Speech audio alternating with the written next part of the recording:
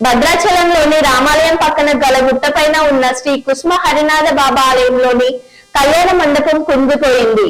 కళ్యాణ మండపం కింద ఉన్న కొండను కొంతకాలం క్రింద తవ్వటం వల్ల మండపం కుంగిపోతూ వస్తుంది.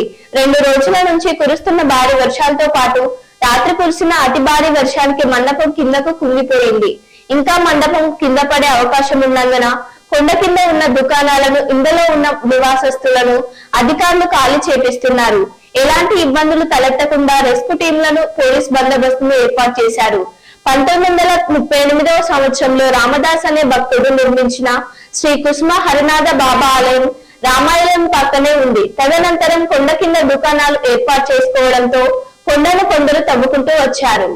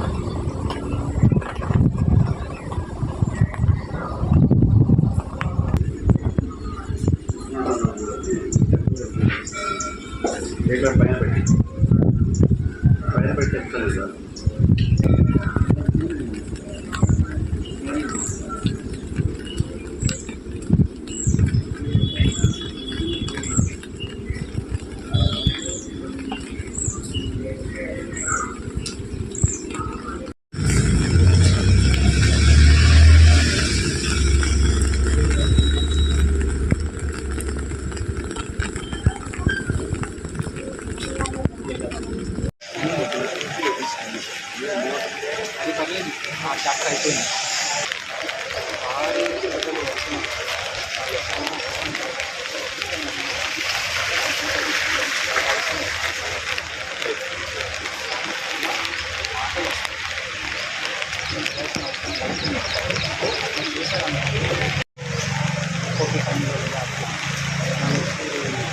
చాలా ఎక్కువ జనాలు.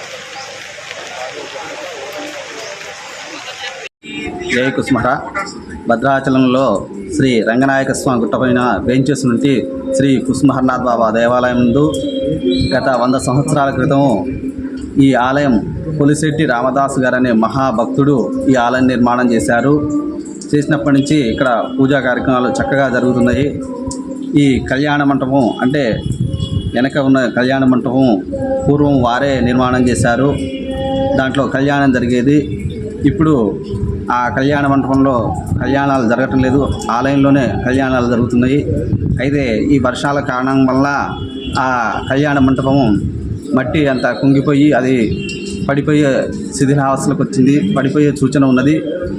కావున దాన్ని తీసివేయాలని పెద్దలు నిర్ణయం చేశారు.